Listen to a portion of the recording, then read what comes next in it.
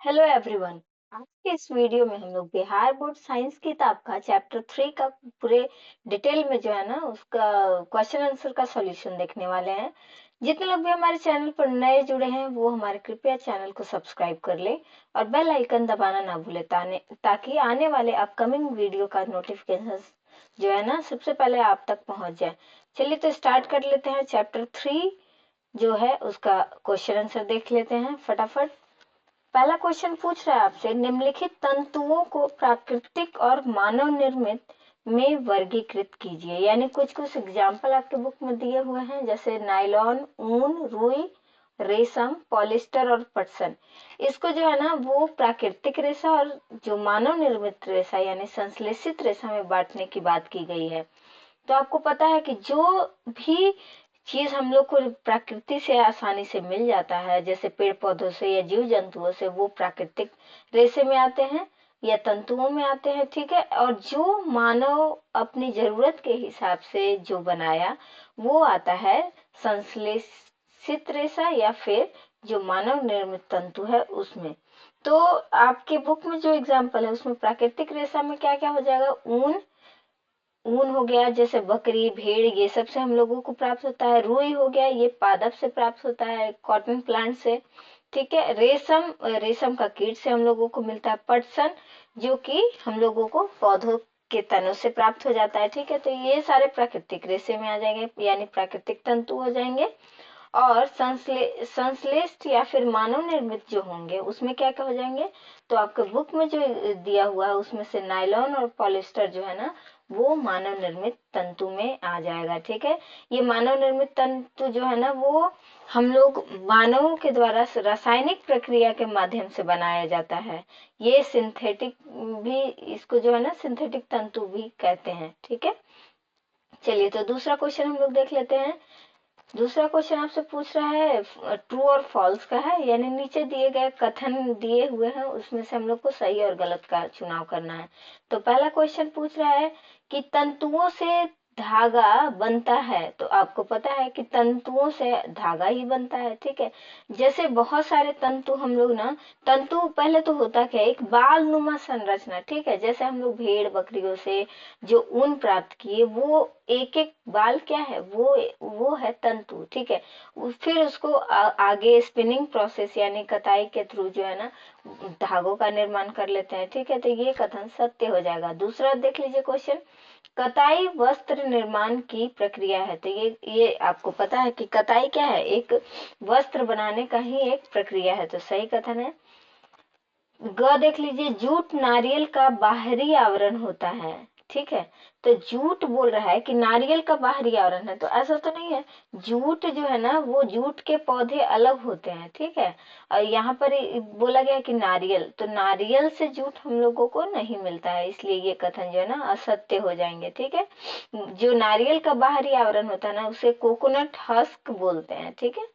और ये जो जूट हम लोग को मिलता है, जूट पौधे के तने से हम लोगों को प्राप्त होता है। चलिए तो घ नंबर पूछ रहा है कि रुई से बिनौले यानी बीज हटाने की प्रक्रिया को ओटना कहते हैं। तो सही बात है। जैसे रुई हम लोग बहुत सारा लिए, पौधों से हम लोग रुई लिए। ठीक है। जो फूल रहता है ना वो वाला भाग उसमें रुई निकलता है, वही भाग रुई रहता है। तो उसमें ना काला काला छोटा छोटा आपने बीज देखा होगा, तो उसको बीज को जब हम लोग उस रुई से अलग करते हैं ना उस प्रक्रिया को ओटना बोलते हैं। ठीक है। तो ये कथन सत्य हो जाएगा।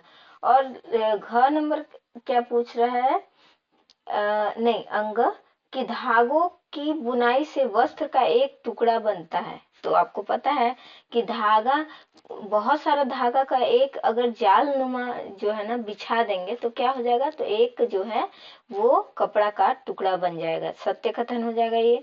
आगे देख लीजिए क्वेश्चन पूछ रहा है, रेशम तंतु किसी पादप के तने से प्राप्त होता है। ठीक है। तो रेशम तंतु जो है ना रेशम का कीट से प्राप्त होता है, ना कि कोई पादप से यानी पौधों के तना से नहीं प्राप्त होता है, ये कीट से प्राप्त होता है। ठीक है। तो ये कथन सत्य हो जाएगा। चलिए तो आगे देख लेते हैं। लास्ट को जो सत्य सत्य वाला है, पॉलिस्टर एक प्राकृतिक तंतु है। तो हमने पढ़ा है कि ये पॉलिस्टर, नायलॉन, जितने भी एक्रिलिक, ये सारे जितने भी तंतु है ना वो मानव द्वारा निर्मित किए गए हैं। ठीक है। यानी सिंथेटिक जैसे हैं ये, जबकि यहाँ पर बोला गया है कि ये प्राकृतिक तंतु है, तो ये कथन हो जाएगा असत्य। चलिए तीसरा नंबर क्वेश्चन देख लेते हैं। ये बोल रहा है रिक्त स्थान की पूर्ति कीजिए। तो पहला क्वेश्चन क्या बोल रहा है, यहाँ पर डैश और डैश से पादप तंतु प्राप्त किए जाते हैं, यानी पादप तंतुओं से ना क्या क्या प्राप्त किए जा सकते हैं। हमने यहाँ पर लिखा है रुई और जूट, इसके अलावा आप भी लिख सकते हैं जैसे हाँ ये पादप तंतु के ही भाग है, ठीक है। और दूसरा क्वेश्चन बोल रहा है रुई और जूट हम लोगों को कहाँ से मिलता है, तो ये हम लोगों को पौधों से यानी पादप से मिलता है, ठीक है। तो ये कैसे तंतु हो गए, एग्जाम्पल पूछ रहा है तो रुई और जूट। ख नंबर देख लीजिए कि डैश और डैश जो है ना, क्या क्वेश्चन है, डैश और डैश जंतु से मिलने वाले तंतु है, ठीक है। जंतुओं से मिलने वाले तंतु क्या क्या हो जाएंगे, तो आपको पता है कि रेशम जो है ना, रेशम का कीट से मिलता है, कीड़ा से मिलता है, ठीक है। और ऊन, ऊन भी जो है ना भेड़ बकरियों से हम लोगों को प्राप्त हो जाता है। तो ये सारे जितने भी है ना, ये जंतु से मिल रहे हैं। तो ये एग्जाम्पल आप देख ऐसे दिखा सकते हैं, लिख सकते हैं। चलिए तो फोर्थ नंबर क्वेश्चन देख लेते हैं। सही विकल्प को चुनिए, यानी जो क नंबर क्वेश्चन है, वैसे वस्त्र के तंतु जो पौधों एवं जंतुओं से प्राप्त होते हैं कहलाते हैं। यानी यहाँ पर क्वेश्चन जो पूछा गया है कि जो हम लोग तंतु प्राप्त कर रहे हैं, या तो जंतु से कोई, और या तो पौधों या पादपों से, तो उसको क्या बोलेंगे। तो आपको पता है कि जो हम लोग नेचुरली प्राप्त कर लेते हैं ना प्रकृति से, तो उसको प्राकृतिक तंतु बोलते हैं, ठीक है। तो इन ऑप्शनों में से फर्स्ट जो ऑप्शन है वो सही हो जाएगा आपका, प्राकृतिक तंतु। दूसरा देख लीजिए कि मानव निर्मित तंतु है। तो हमने चैप्टर के स्टार्टिंग में ही बोला कि क्या क्या मानव निर्मित, मानव निर्मित क्या होता है, तो मानव निर्मित जिसमें मानव जो है ना रासायनिक प्रक्रियाओं द्वारा खुद जो है तंतु का अलग से निर्माण करते हैं, ताकि ये जैसे कॉटन हुआ, रुई के तंतु ना बड़े जो है ज्यादा दिन तक टिक नहीं पाते हैं। तो मनुष्य जो है ना अपने हिसाब से बहुत सारी चीजों का इन्वेंशन किया, जिससे क्या है कि कम खर्च में और ज्यादा टिकाऊ हम लोगों को चीजें मिल जाती हैं। जिसमें से क्या क्या हो गया, जैसे पॉलिस्टर, नायलॉन, एक्रिलिक, ठीक है। तो ये सारे जो है ना मानव निर्मित होंगे, यानी उपयुक्त सभी आपका आंसर हो जाएगा सही। ग नंबर देख लीजिए, बिहार के निम्न जिलों में जूट अधिक पाया जाता है। तो किस किस जिला में जूट की बात की गई, तो आपके बुक में है ना ये तीनों ही एग्जाम्पल दिए हुए हैं, जैसे कटिहार में, मधेपुरा में, सहरसा, ये सारे बिहार के जो तीनों जगह है ना, इन सारे जगहों पर हम लोगों को जो है जूट की खेती होती है, ठीक है। तो उपयुक्त सभी इसका आंसर हो जाएगा। आगे देख लीजिए घ नंबर, रेशों से धागा बनाने की प्रक्रिया कहलाती है। यानी रेशा से धागा बनाने की प्रक्रिया क्या कहलाती है, एक मिनट मैं क्वेश्चन इसका आंसर देख लेती हूँ। हाँ, रेशा से धागा बनाने की प्रक्रिया, ये ऑप्शंस यहाँ पे गलत हो गए हैं, ठीक है। रेशा से धागा बनाने की प्रक्रिया आपके बुक में दिया हुआ है, ये ऑप्शन जो है ना ऊपर वाले क्वेश्चंस का आ गया है। आप एक बार बुक में देख सकते हैं कि पहला है कताई, दूसरा बुनाई, या तीसरा धुनाई, या चौथा रंगाई।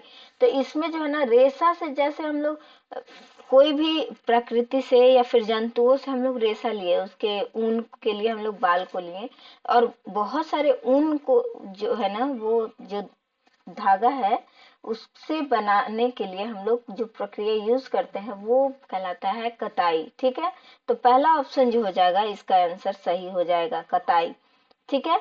ये ऑप्शंस आप लोगों के गलत हो गए हैं, मिसप्रिंट हो गया है, लेकिन इसका आंसर जो होगा ना वो कताई होगा। मशीन यानी स्पिनिंग प्रोसेस के थ्रू बहुत सारा जो है ना जो तंतु है उसको रेशा को लेकर और जो है ना गोल गोल घुमाकर एक धागा नुमा संरचना बनाया जाता है, जो प्रक्रिया कहलाता है कताई।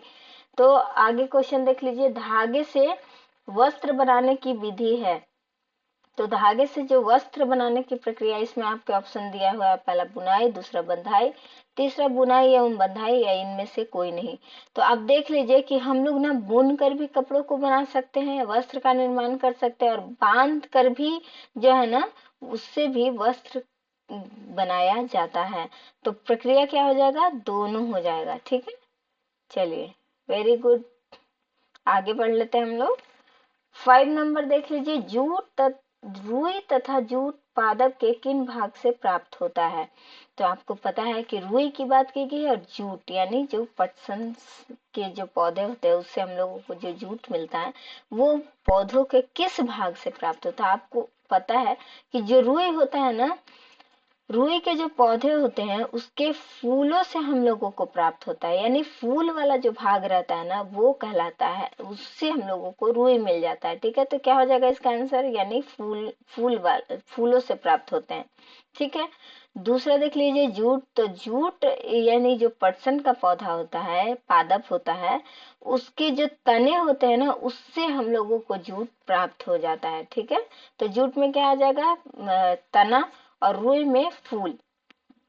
चलिए छठा नंबर क्वेश्चन देख लेते हैं। नारियल तंतु से बनने वाली दो वस्तुओं के नाम लिखिए।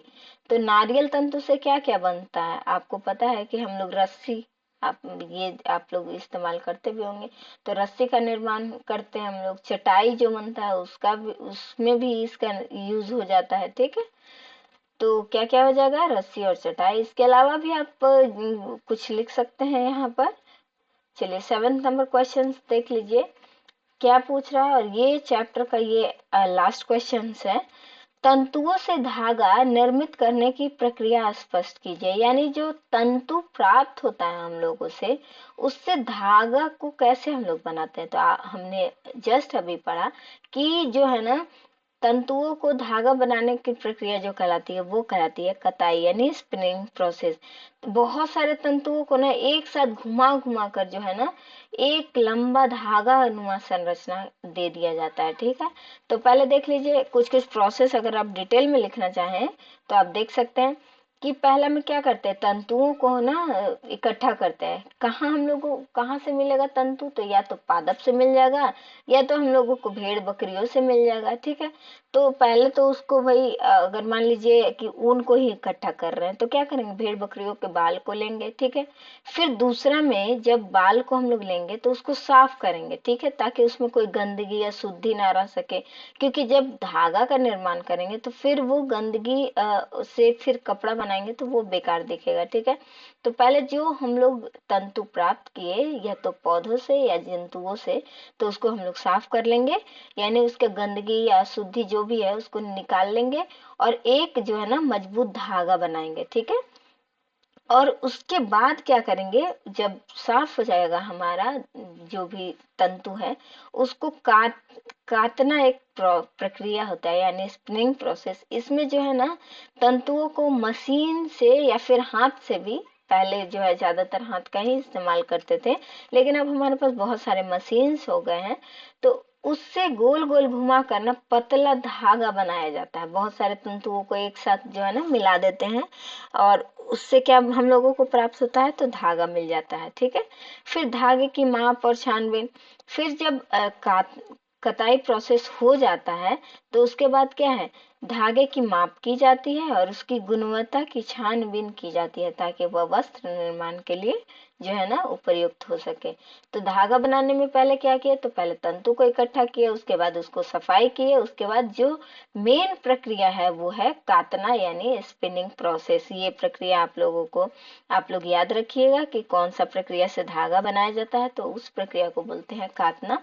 और उसके बाद जो है ना हम लोग जैसा धागा चाहिए, जितना हम लोगों को चाहिए वस्त्र निर्माण के लिए, वो हम लोगों को प्राप्त हो जाता है।